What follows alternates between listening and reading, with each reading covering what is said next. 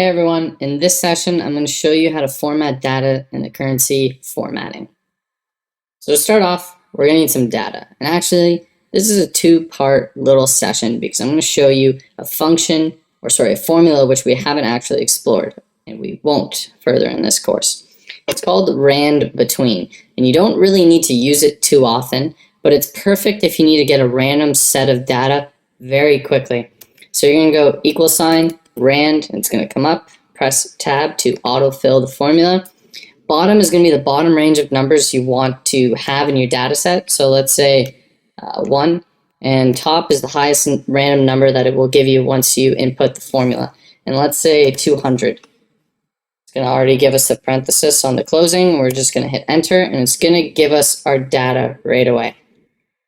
You can then do, for example, Command C, and then do Command V if you're using Mac, and paste this data down. And you're going to see that it's already, it's going to take us all the way to the end. Let's go back up to the top here.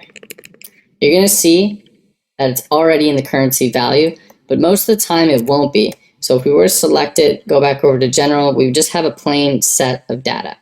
Now, going into formatting it in the currency, we're going to select our data by clicking on the column or all of our data.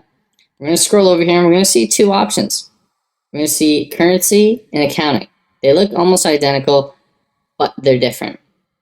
If we click on the currency, it's going to take our values and just basically put the decimal place out by 2, and it's going to stick a $sign next to our values.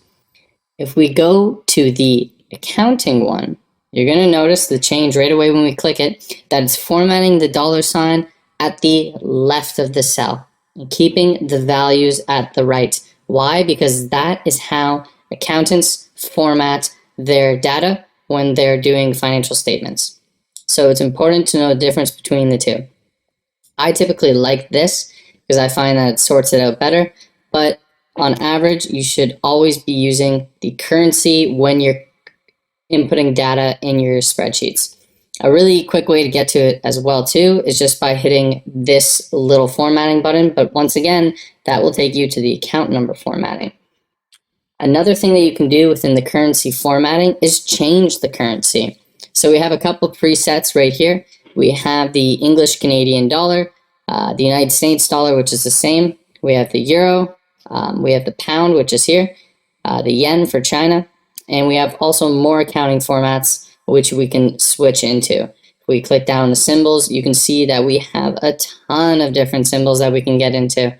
So depending on what country you're in or what country you're sending your data to, it's very important to know that if you're sending your spreadsheet to the UK or you're sending it to Europe, to know to differentiate the different currency symbols, the pound versus the euro, and know that you should probably update your data with the correct $sign symbol before you send it out. All right, everyone, thanks.